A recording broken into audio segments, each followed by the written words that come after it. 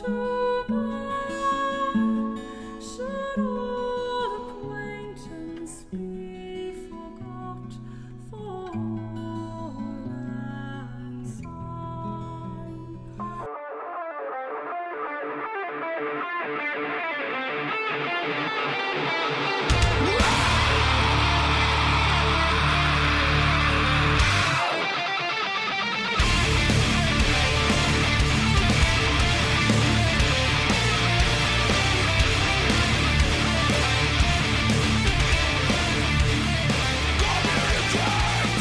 right, here we go. Today is December 29th, 2017.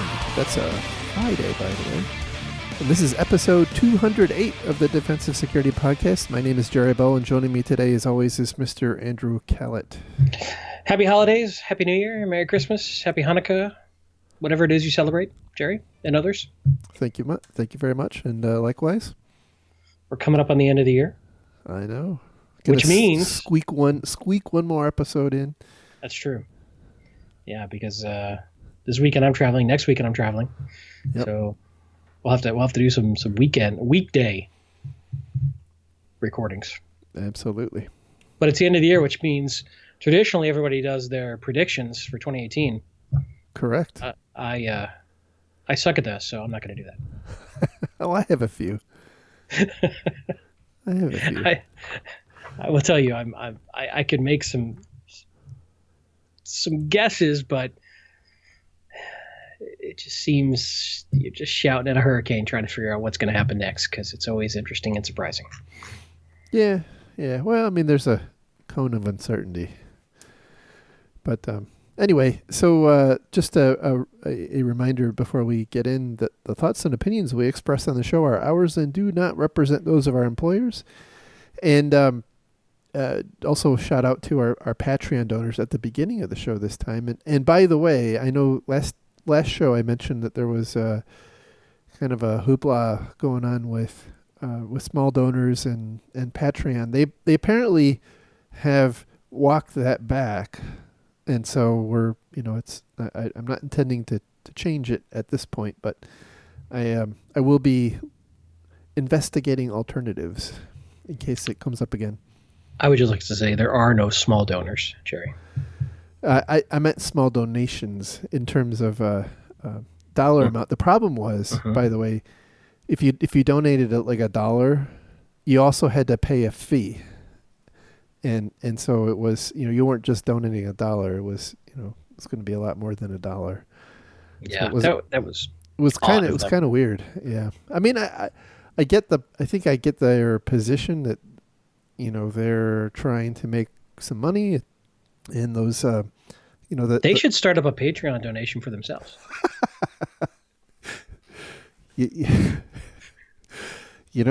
That's innovative thinking right there. Innovation. But in all seriousness, you guys who donate are awesome, and we really do appreciate it. And it helps keep the show going because we don't do sponsors or ads or anything like that. So we are purely crowdfunded and labor of love. So thank you guys. Yep, thank you.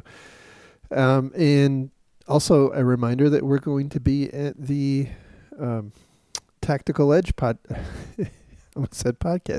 Tactical Edge Conference in Bogota, Colombia in March. You can go to tacticaledge.co for information there. Both you and I are giving a talk. Indeed. Keynotes even. Yeah. One of 5 keynotes, but keynotes. Right. I think 5. Is that right? 5, Something 6. like that. Yeah. It's a lot of keynotes. Somehow we conned our way into that. Right. Have you done your talk yet? Have you written it down? Yeah. I mean, it needs a lot more polish, but yeah, pretty far down the road. I'm working on it, kind of. Good. And then also coming up next year is Hack in the Box Amsterdam. It's hitb.org, or I think it's conference.hitb.org. And you can use Defensive Security as a discount code and get 10% off. Indeed. Isn't Call for Papers open? I believe it is, but I think they close at the end of the year, if I'm not mistaken. Oh, okay. So if you're listening to this after the 1st, I'm sorry, it's too late. You're out of luck. Yep. Anyway, getting into some stories. I just picked a couple of stories, and then I wanted to talk about kind of recapping the year and what to expect for next year. So It was a dumpster fire. It'll continue to be a dumpster fire. Next. yeah, something like that.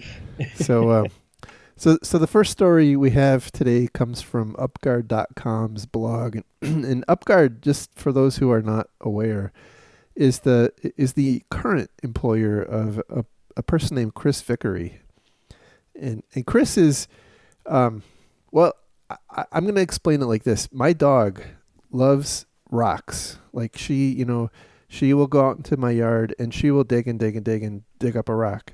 And it's like she knows that they're there. And I think Chris is very similar with S3 buckets. Like he just He digs up S3 buckets he in your just yard. knows they're there. and can find them and expose them. So anyway, Not just S3 buckets, but poorly secured S3 buckets, right? poorly secured S3 buckets. Right. That's correct. Full of interesting info. Yeah. So this is a post titled "Home Economics: How Life in 123 Million American Households Was Exposed Online." And but before I get into it a little bit, I have mixed opinions about this post in general, because I think that and you hear me out for a second, right? That I think the company here was trying very hard to position this as big of a deal or bigger as the Equifax breach. And I know and the reason I say that, by the way, is twofold. One is in the article itself, they not only describe the breach, but they also try to describe the context around what possible harms can come from the breach. And then also when this was first announced, there was a lot of on social media, there was a lot of desperate attempts to get attention for this story, which just, I don't know if it was the time of the year or maybe we're just tired of breaches, but it just didn't seem to stick to anything, and kind of slid off the wall. But it, that's not to say that this is not a huge deal and very important. And so I'm not trying to downplay that. I just, talking about how interesting it is, in the context, the bigger context. So anyway, what resonates with the public and what doesn't. Yeah, exactly. And breach fatigue and exactly. Yeah. Exactly. Because I have to believe that in another, at a different time, this would have been huge news. And this would have been all we were talking about. And for whatever reason, well, did it have a logo? It did not have a logo. There was no theme song. There was no actor. There was no, Was it state sponsored? No, doesn't appear to be state sponsored. I don't even know why we're talking about this then. Well, I think we just found the problem, didn't we? I kid. So anyway, there's a company named Alteryx, who I've never heard of before. They're a California-based data analytics firm, as described in the blog post here. And they apparently took a couple of different data sets. One data set was from the U.S. Census. Another data set was from Experian, and I think there was one other. And they tried to smash all of these data sets together to come up with something that is, beneficial to retailers or marketers or what have you. And so they go into a lot of description in this story about the types of data that were present here and basically available for all to download if you knew they were there. There were something like almost 250 fields of data for each of the 123 million American households. Now, I suspect not all of those were relevant to every household, but it's a kind of a disconcerting thing that data was available out there. And they go on to point out that this type of data really enables very deep and sophisticated fraud activity on the effectively the American people. Right? Yeah, because you can almost divine all sorts of answers to authentication questions exactly and secret questions from this sort of data. Right. Yeah. Right. I mean, you can assume the identity of probably most of the people in there. And this business model is not certainly unique to this particular company.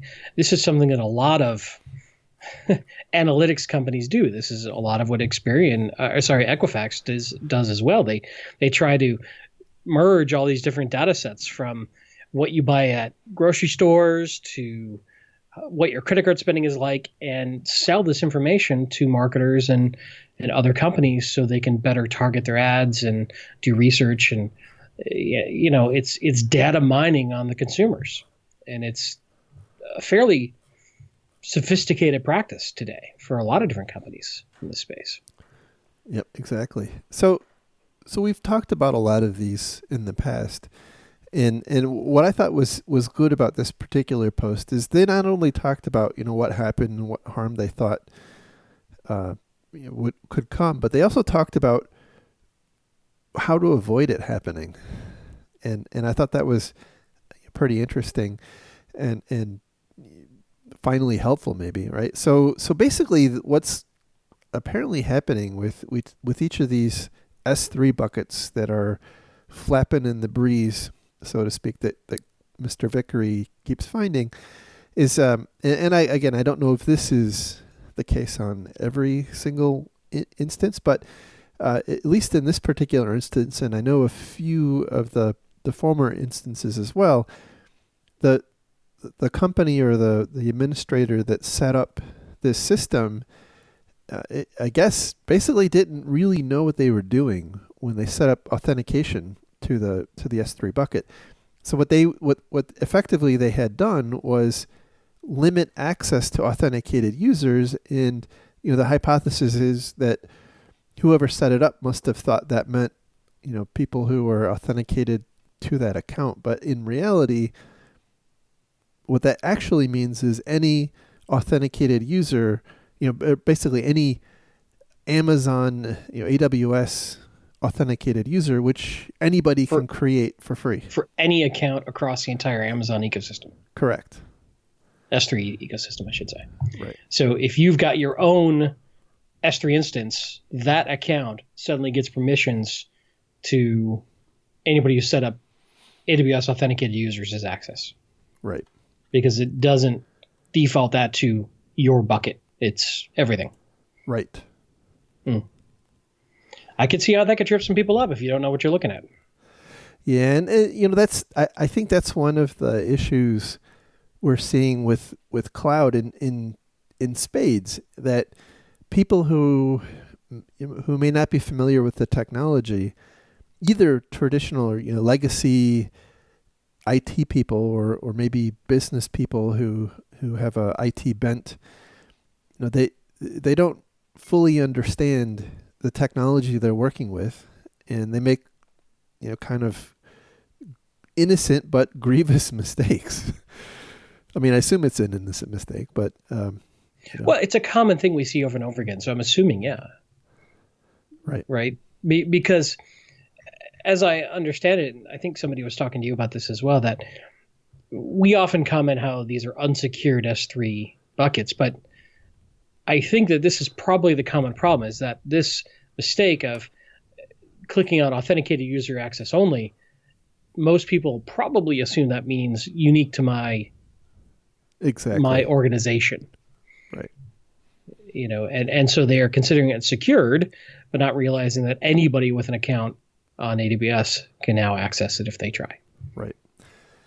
Yeah, that's what we can assume is going through their minds.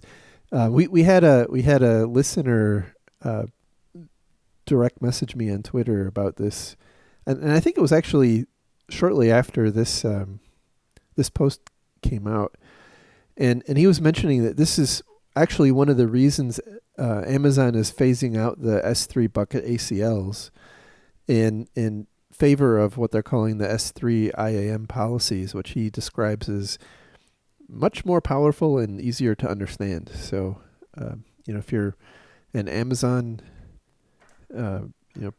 company and you're not already aware, if you're not already aware of that, something to look into. Yeah, we talked about this before, that the challenge here for Amazon is, even though it's not their fault, they kind of get blamed for this. So I think they're probably going to have to help their users be a little smarter about how they do things. Absolutely. And it looks like they are, but I think I don't have the article at hand, but I think that Amazon was doing something to look for to proactively look for buckets that were not properly secured.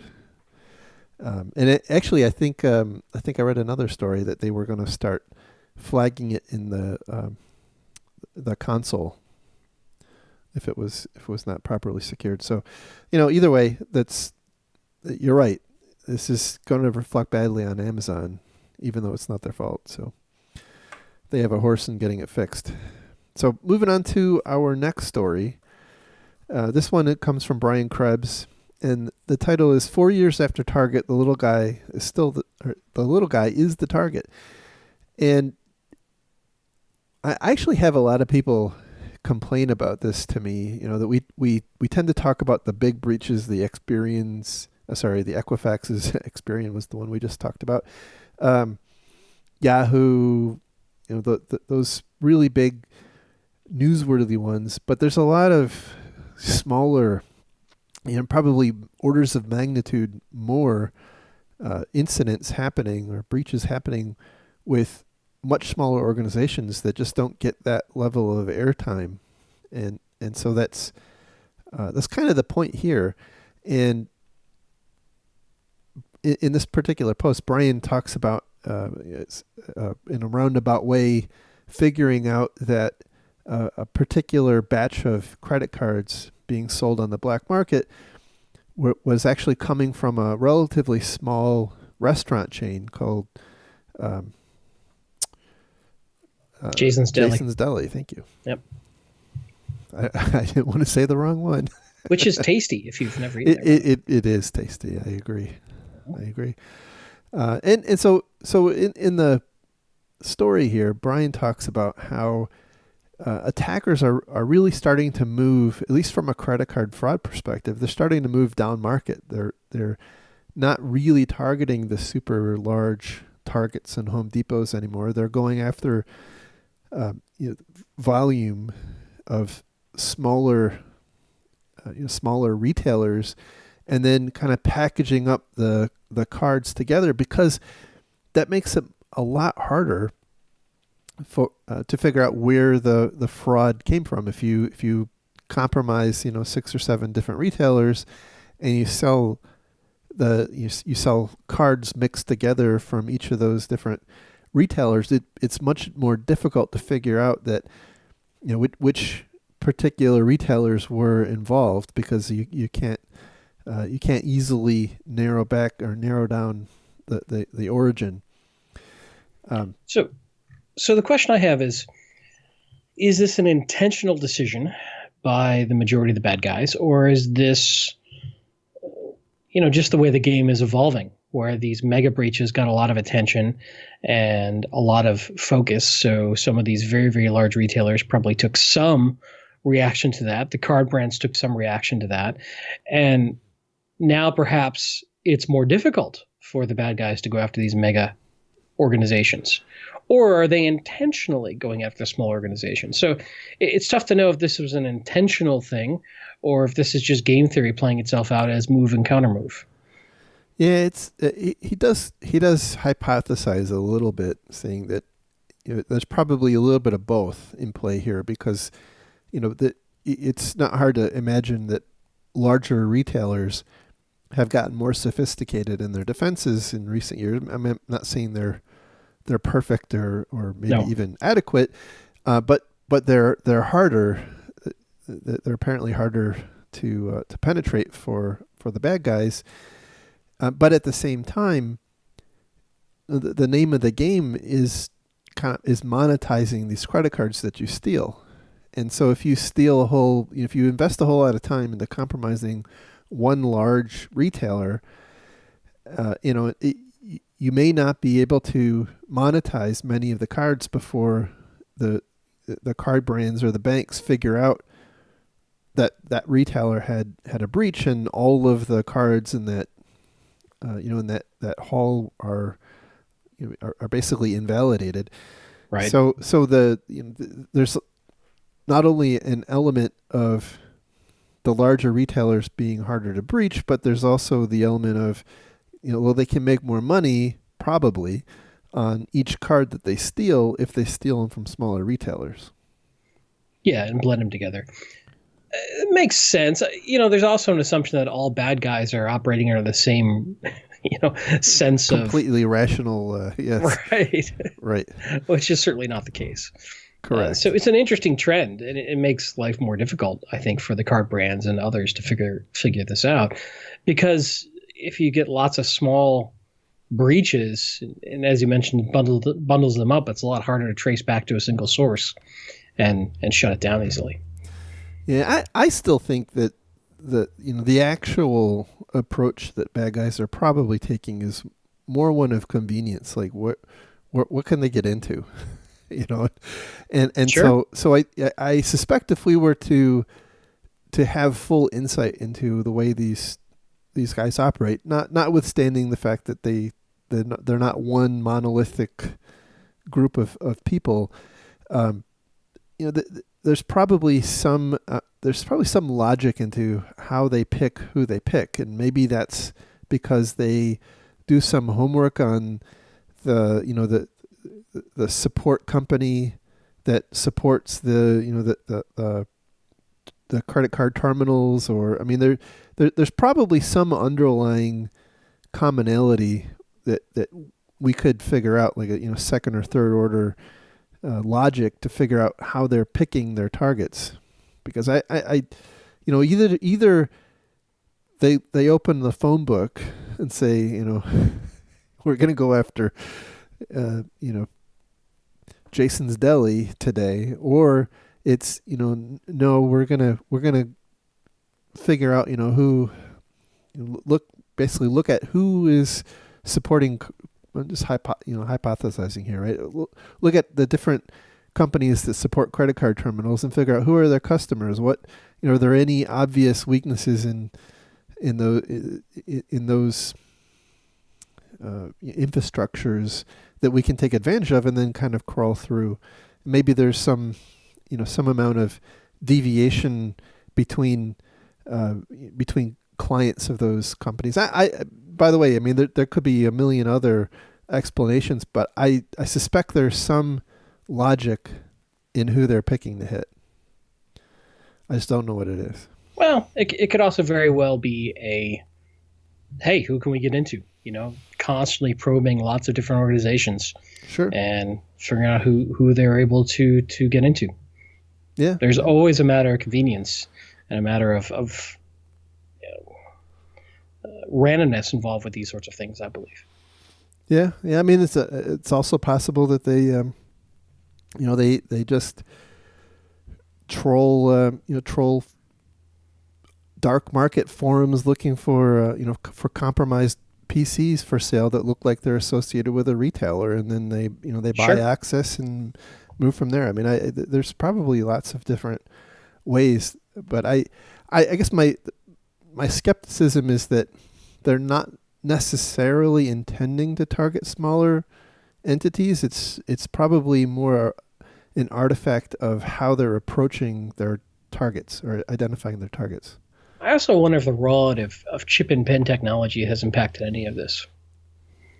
Because the larger orgs can more easily afford to move to that, or the smaller orgs might be a little slower in rolling out the chip technology. Maybe. That's a good question. I'm not sure. I don't know. I'm just speculating. Yeah. I think the issue in the U.S.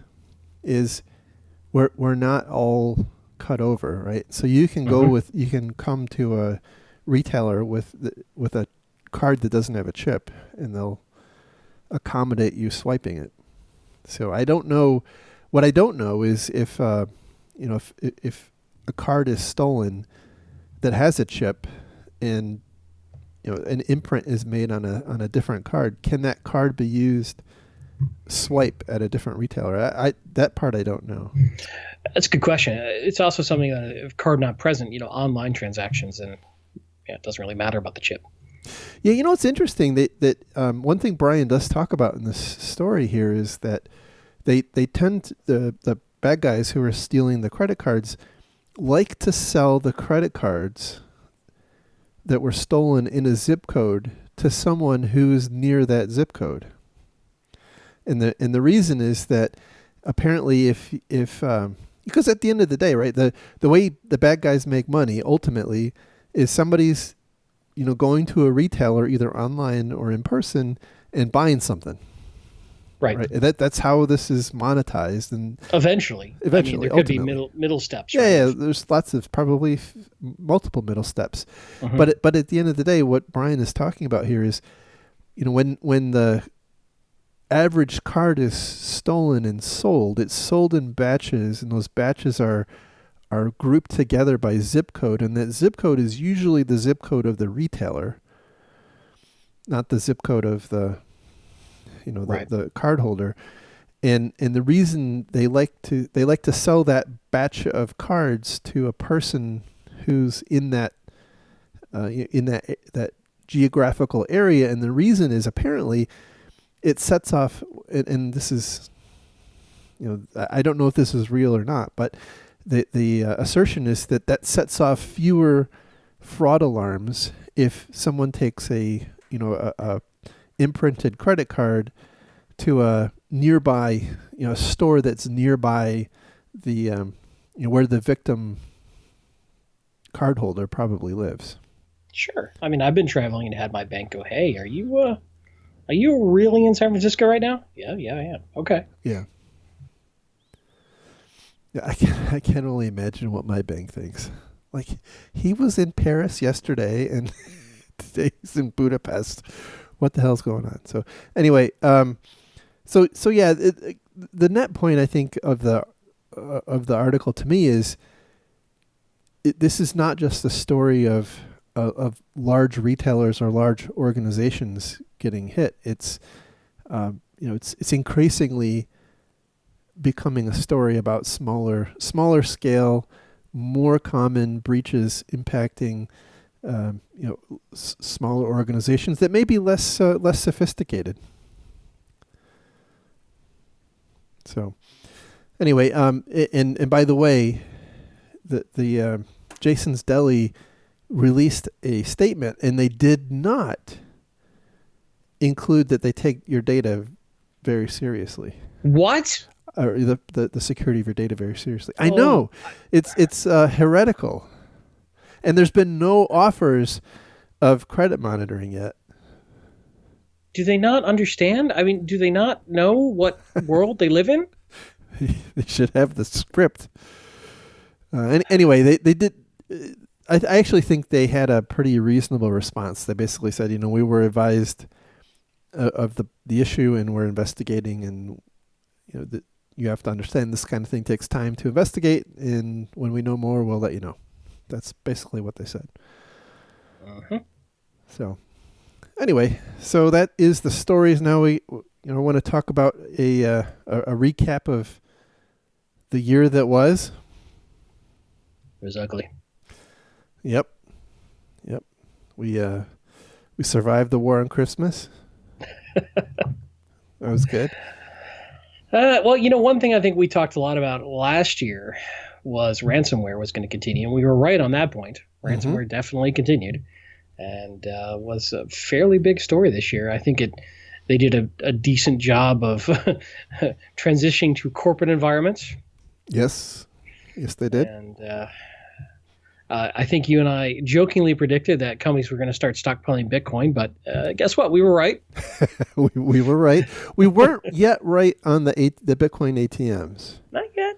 In the lobby, but it's coming. I think that the change in value happening so rapidly made it difficult for that economic to work out. We'll go with that. Uh-huh. Yeah, we'll go with that.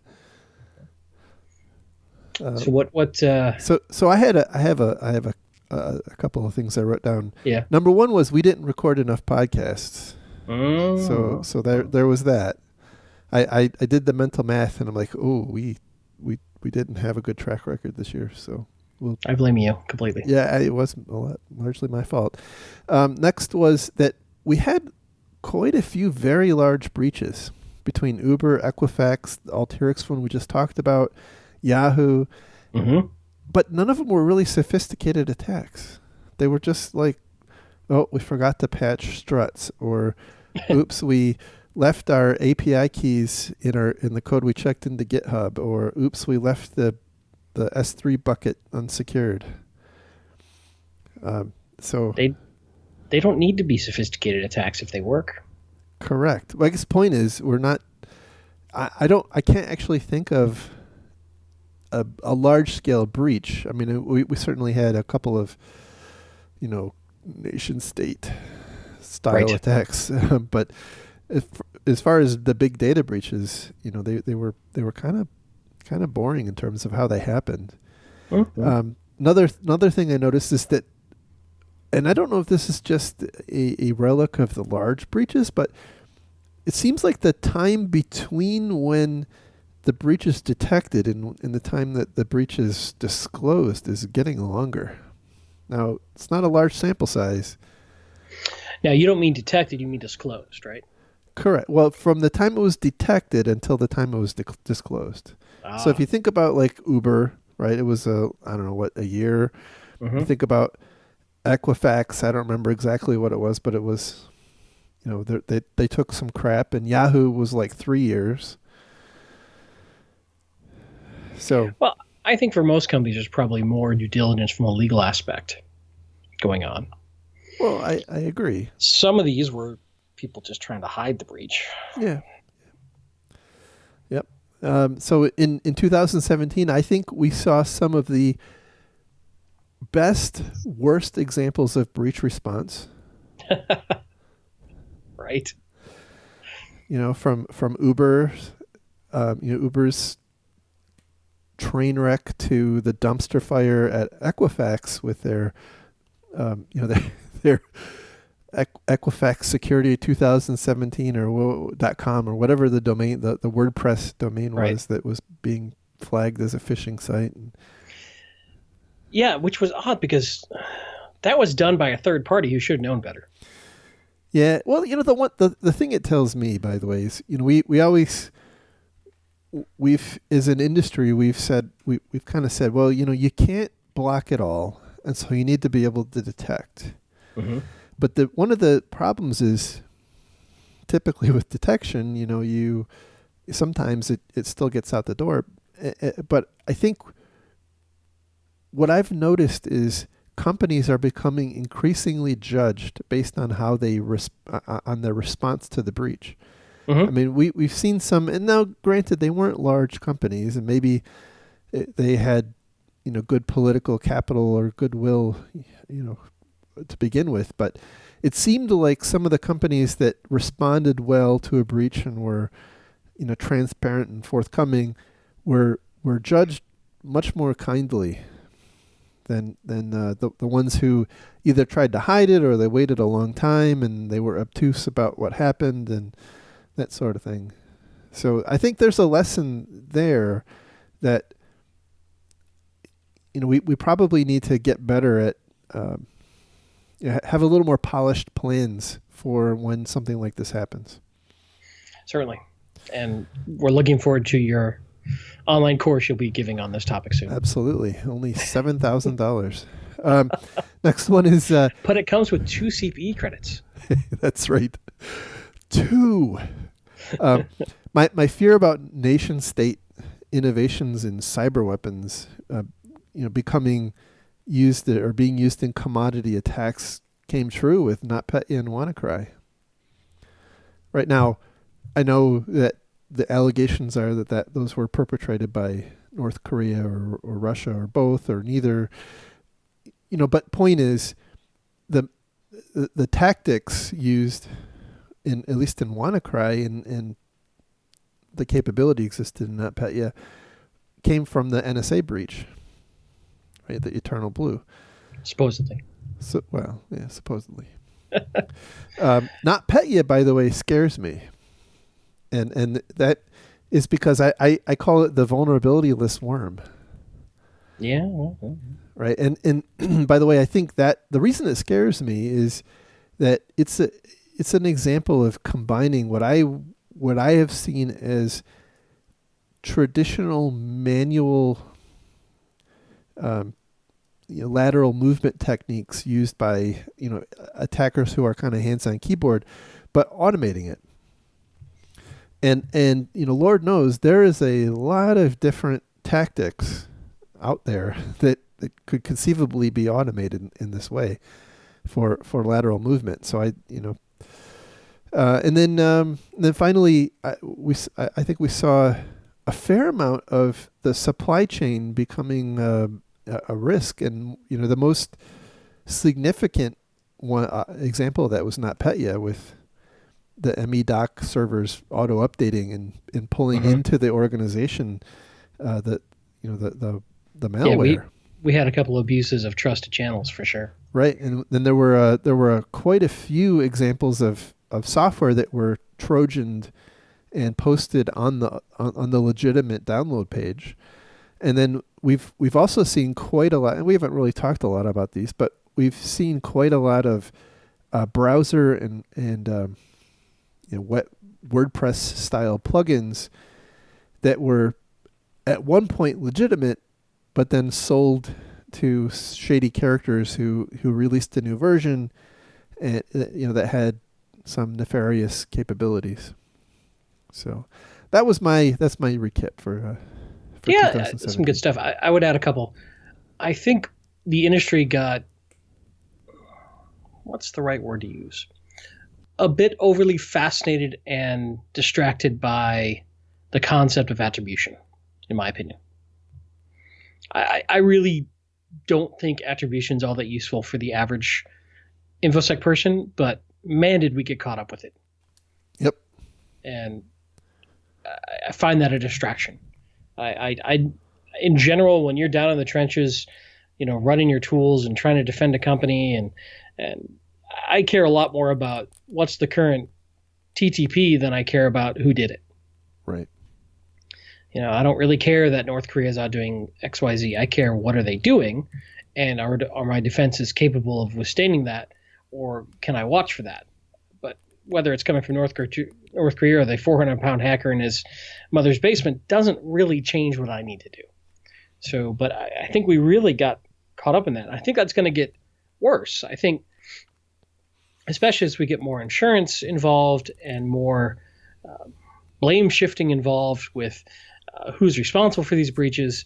We've already seen some early indications of blaming a nation state's a bit like a get out of jail free card in terms of there's nothing you can do if it was a nation state. It's beyond your capabilities.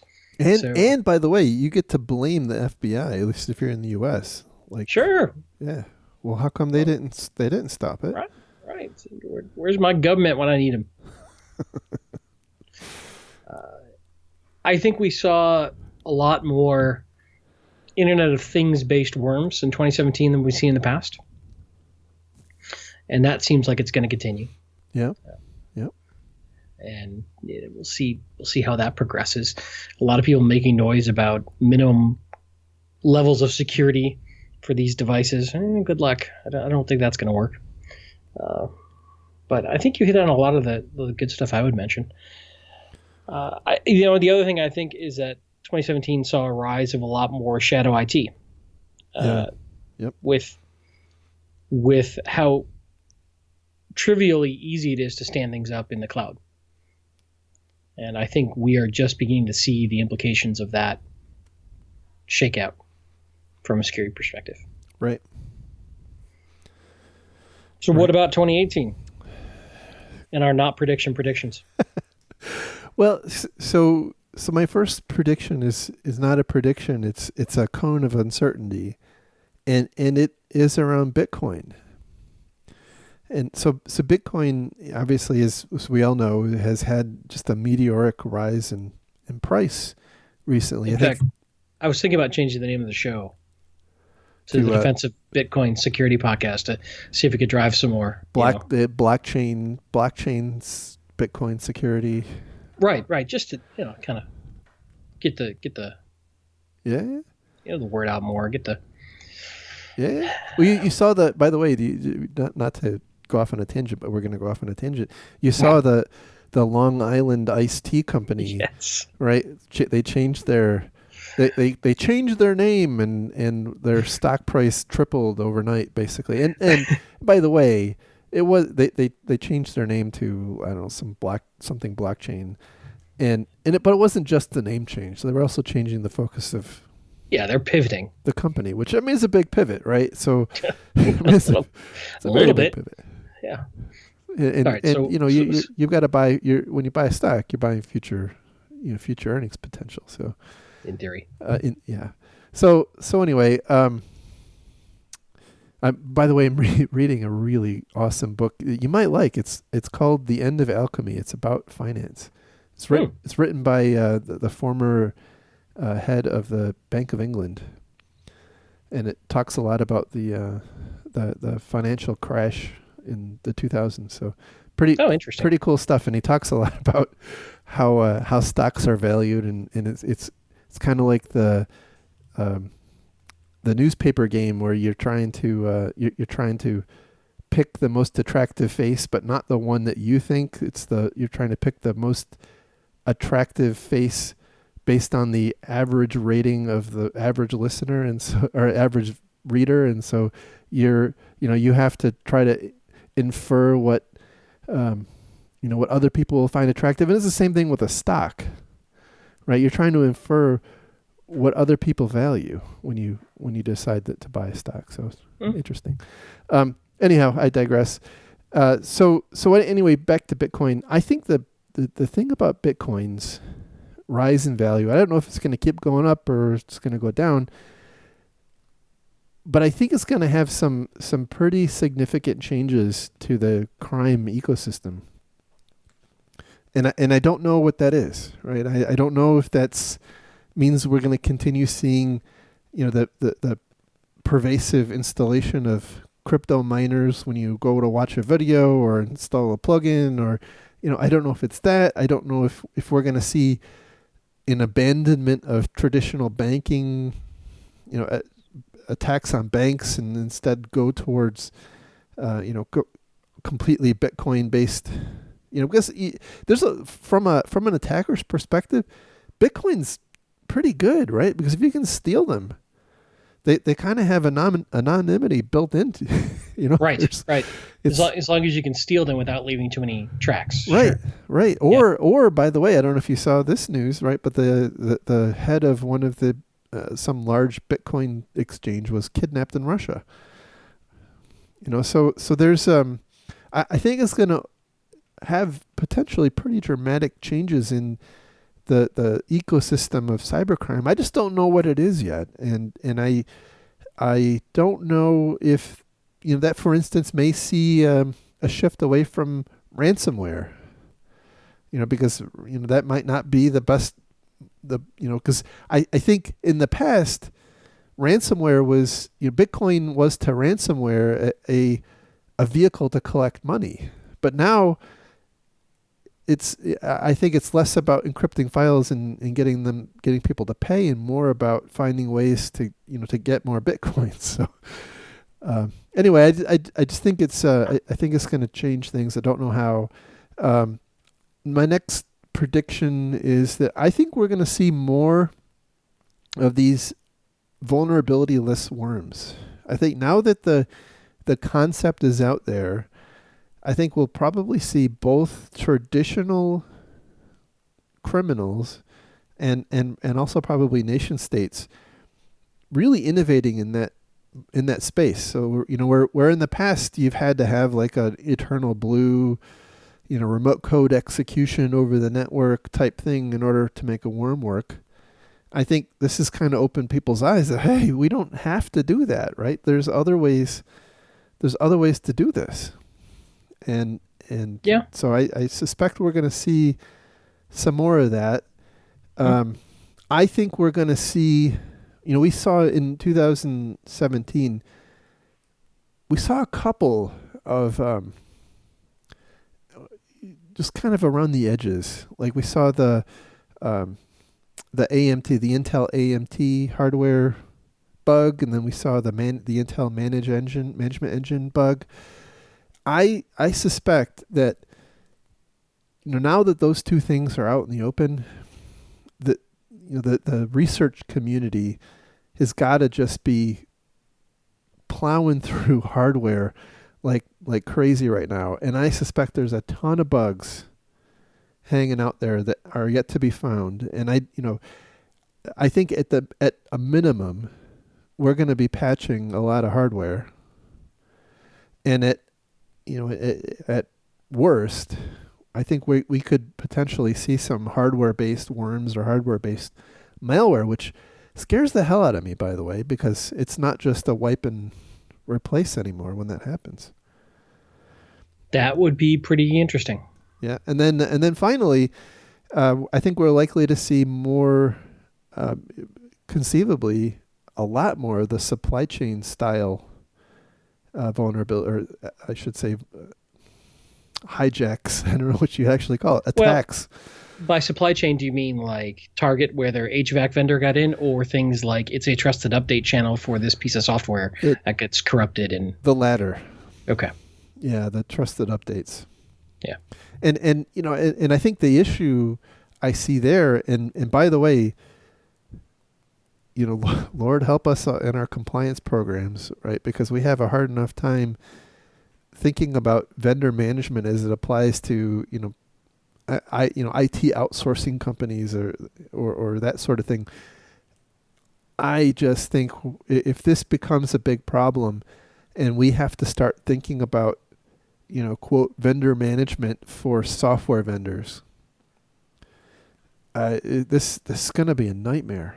I mean, just from an operational perspective, not just even negating, the real damage that these things can do, but just think about the compliance and management program of having to figure out if your software vendors have appropriate security on their update servers. And how would you determine that? I don't know. And how would you trust that? I mean, this is something we've talked about repeatedly. Sending a questionnaire out to your third party, I don't know. That's a very valid methodology for determining that information. What else are you going to do? I don't know. Ask to pen test, but how many organizations have the resources to go do that? Well, that's a great point, by the way, because I suspect the answer in many cases is going to be something like an SSA 18 or a SOC 2, or some kind of. Look, they've got the Symantec logo on their website. What more do you want? It's got the green lock. I mean, right. What more do you want? So I think that there will very likely be a reliance on that. But we also know that those are wholly ineffective at actually finding things that would result in this kind of an attack. And then also I suspect that it's going to price, 'cause right now there's a very low barrier to entry to be a software vendor. It's you just need an idea and a couple of person months or person years worth of coding, and you got a product. Isn't that what we want? Isn't that what innovation is? It is. But I guess what I'm saying is, if now all of a sudden there has to, prospective customers are going to go to this upstart software company and say, where's your SOC 2? Right. Well, come on. I'm a 2-person company. I can't pay $70,000 for a SOC 2. I think there's still plenty of medium and small businesses who wouldn't worry about that, buying from other small and medium businesses. I think the large businesses will get pushed down that path. Yeah, I suppose you're right. Because what I see coming is cyber insurance companies and the government trying to establish more standards around best practices in this area. Well, they will suck at it, but they're going to try. So what do you think is the end? What's the end game here? I mean, do we There isn't. do we just continue sucking, or at some point does somebody say, here's the book, here's the right way to do this stuff? I, I don't think there's an end game. I think this will always be the way it is because there's too many variables in play. There's too much incentive for the bad guys to continue to find ways in. They're general computing devices that have inherently bugs and flaws to keep their price reasonable. I think that the entire system is set up in such a way to allow massive innovation and fast movement, but will continue to lead to insecurity. But I think that that's probably an okay trade-off when you look at the wealth it builds through, process and ease of building company. I mean, let's take a look at, I don't know, let's pick on Uber for a second here. The entire concept of Uber grew out of the enablement the internet and general computing devices in everybody's pockets offered and generated tremendous wealth. That is the flip side of having fast moving, sloppy-ish code and very rapid in iteration of our computing environments. Now, you could make things secure, but it would slow down and cost so much money, it's not economically viable. So I think you're never going to get risk to zero in the computing world. It's like saying, what's the end game of stopping bank robberies? I don't think you ever will. I think it's a matter of keeping it at a reasonable level so businesses can still do what they want to do and make money. So it's going to ebb and flow, and there will be trends, and there will be reactions and counteractions and new exploits and new defenses, and it'll continue to change. But I think fundamentally there isn't an end game. It's a constant level of iteration and vigilance, which is what I find frustrating about some of these best practices, because they're usually based on the previous set of concerns and risks and best practices of the last war, if you will. And I think we have to be more nimble. But doesn't that mean that if we want to continue embracing that agileness, I'll just make up a word, agility, I guess is the right word, that we really need to have, I don't know what the right word is, engineers or people who can, kind of apply basic principles, rather than looking at it through the lens of a compliance regime or a framework, but actually, I'm thinking about it like an architect or a structural engineer, right? I mean, the problem with that analogy is that they're only dealing with one set of set physics requirements as a structural engineer, right? The structural analysis, the structural integrity, the engineering of that against the forces that are fairly static, gravity and wind and hurricanes and rain.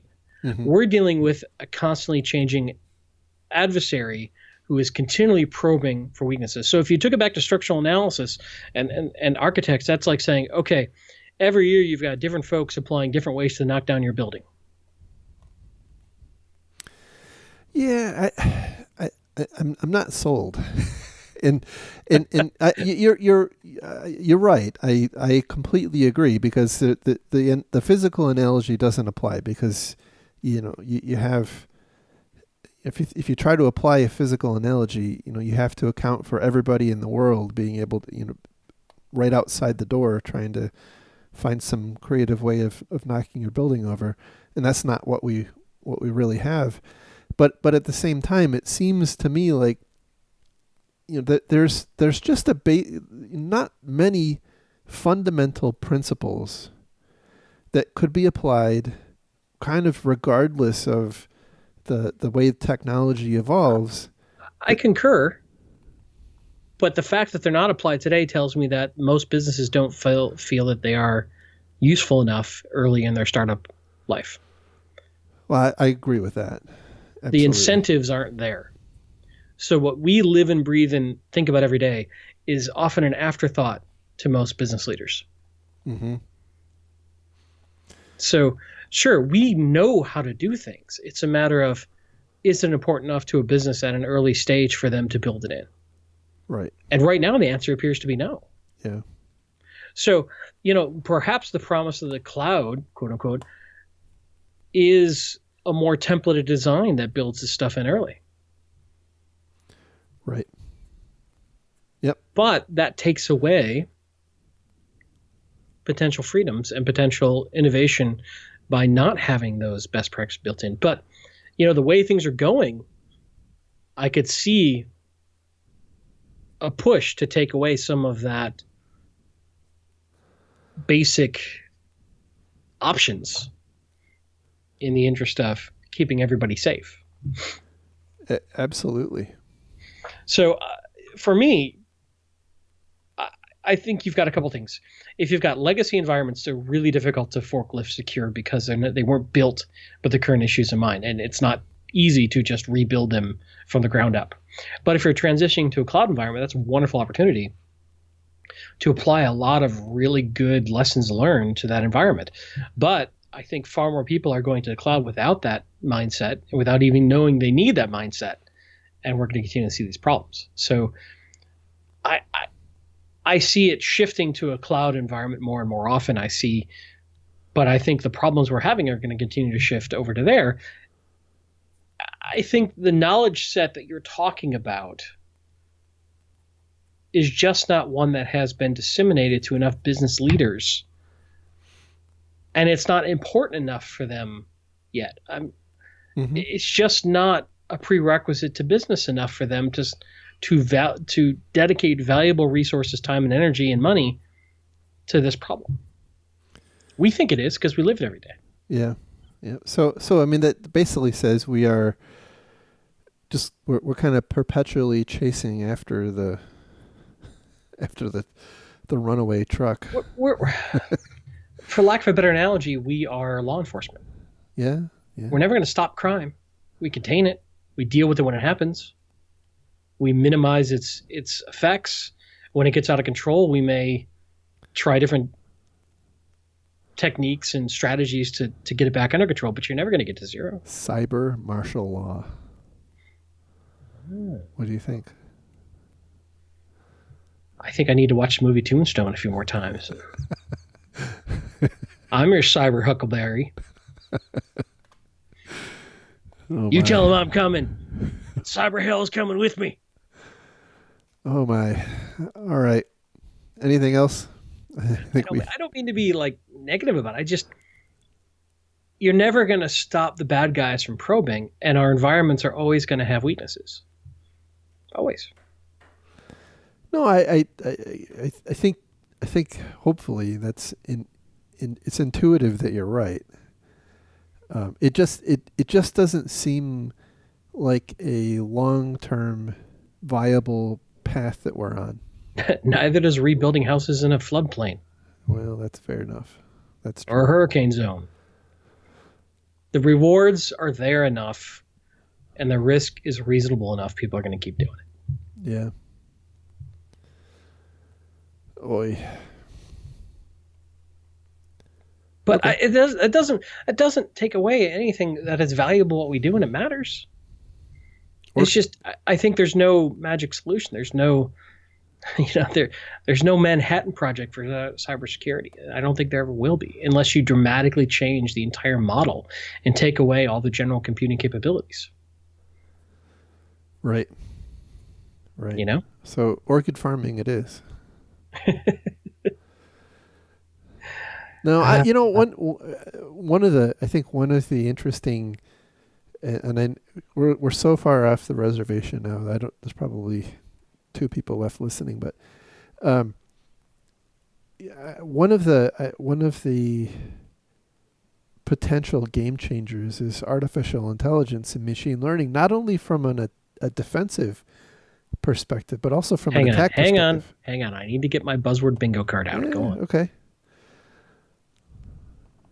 So no, I mean, no more buzzwords than that. Just, I wonder if over time, this is right now we're in this position of cybercrime is largely a low leverage enterprise, right? By that I mean, there's a pretty defined ratio of criminal acts to criminal actors. Right. I don't know what will come of AI. I don't know how well that will impact things. I do know that ultimately we've got to get better at automating our defenses. Yeah. And our responses. Right. But I'll tell you, I still see so much low-hanging fruit we don't get right. Well, that I fear AI right, will be another blinky box promise of utopia bolt-on that'll have the same fundamental challenges that most of our technology today has. Yeah, I guess I'm of the mind that we have a lot of, and this is probably really what you were just restating what you were saying. We've got a lot of work to do on the fundamentals. And if we do the fundamentals well, that will also eat into some of the concern on the more automated side. I mean, like my concern about the vulnerability-less worms, that's largely enabled by kind of bad hygiene. Yeah, agreed. And most of our big attacks these days start with some sort of phishing or psychological attack that isn't going to ever go away either. So, it comes down to what are you doing from a basic fundamental hygiene standpoint to harden your environment before you go out and start buying blinky boxes. Right. Are you utilizing the latest stuff in Windows or whatever operating system you're running? Are you truly keeping your patches up? Do you have good inventory? Do you remove unnecessary programs? I mean, all the stuff that's boring and difficult and hard to do at a high level, but makes a difference. Mm-hmm. Does it stop everything? No. But does it make you a lot more resilient? Yeah. How segmented are you? How well do you handle a breach in one area of your environment not spreading to another area environment? What's your breach response like? How well can you spot a breach? That's the kind of stuff that it's the fundamental. It's the unsexy fundamentals. I mean, I hate to say it, but AI right now feels like what SIM was marketed as 5 years ago. Yeah, throw all your logs at me, and I'll figure stuff out for you. Right. I'm not even. From my perspective, most companies, this is not dissimilar, by the way, to the attribution discussion. Like, if you're at a point of maturity where the next horizon for you to address is attribution, that presumes that you've got all the fundamentals already addressed. And I think the same thing is true with largely with machine learning and artificial intelligence. It's the offensive part that scares me.